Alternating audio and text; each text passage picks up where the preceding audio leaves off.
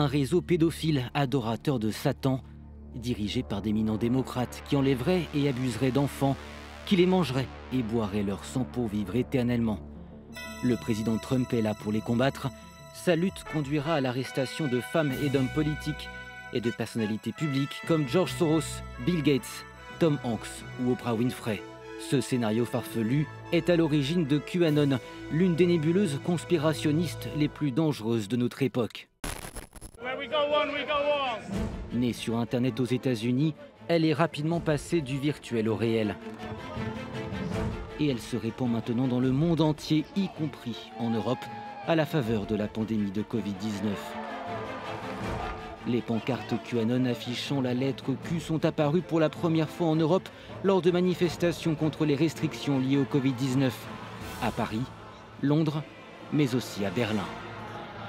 Dans la capitale allemande, des militants d'extrême droite brandissaient des symboles de QAnon et des drapeaux du Reich allemand. Certains ont tenté de prendre d'assaut le bâtiment du Parlement.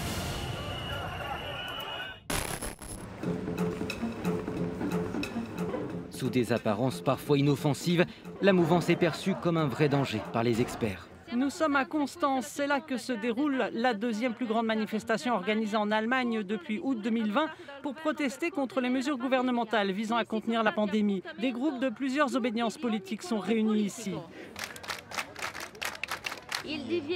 L'interdiction d'afficher des symboles extrémistes a été respectée, mais les théories de QAnon sont loin d'être absentes pour autant.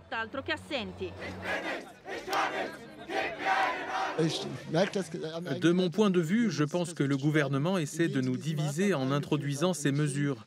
Et je trouve qu'il y a une prise de contrôle énorme de la part de l'État. Je suis avec le peuple, mais aussi avec QAnon, car eux aussi disent que nous sommes de plus en plus divisés.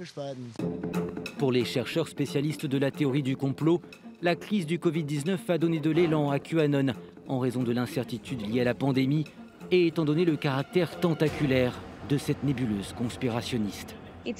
C'est une sorte de méta-conspiration et elle englobe beaucoup d'idées différentes, des théories qui se déclinent facilement.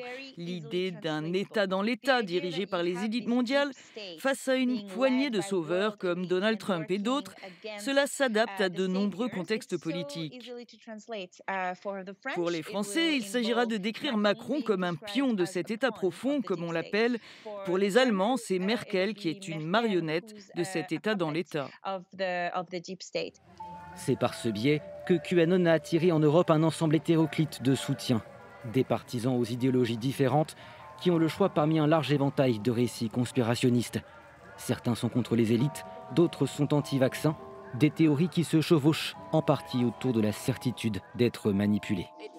On a l'impression qu'ils essayent de nous manipuler pour nous faire peur. Je pense que les mesures contre le coronavirus sont complètement excessives. Je crois que nous sommes muselés. Si les théories conspirationnistes de QAnon se répandent désormais dans la rue, c'est d'abord sur les réseaux sociaux qu'elles sont nées.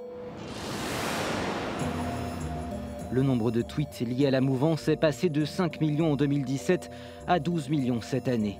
Wow, mademoiselle Angela Merkel ressemble bien à son père Hitler. Les poumons des Italiens ont explosé à cause des respirateurs artificiels. Ils ont été tués par des virologues, par l'OMS et par des vaccins antigrippaux.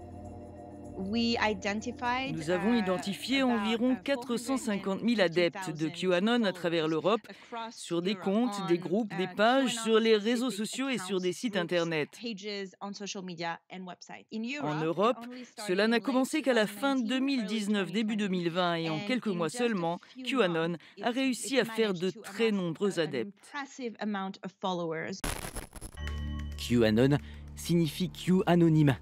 Le Q peut représenter une personne de l'administration Trump, une figure du renseignement militaire ou un officier de haute sécurité disposant d'une habilitation Q requise par le département américain de l'énergie pour accéder à des informations top secrètes liées aux armes nucléaires.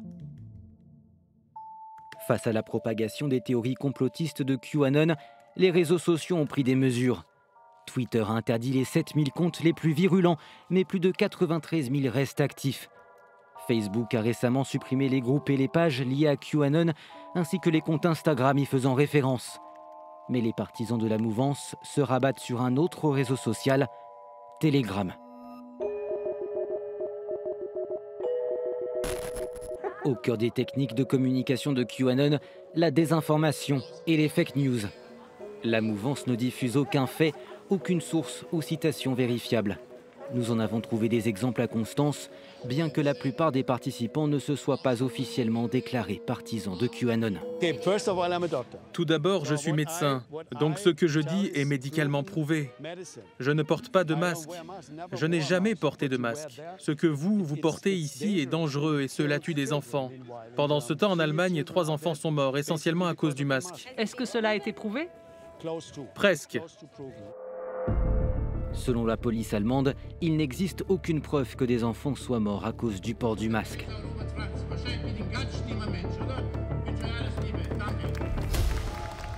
Et vous dites aux gens de ne pas porter le masque?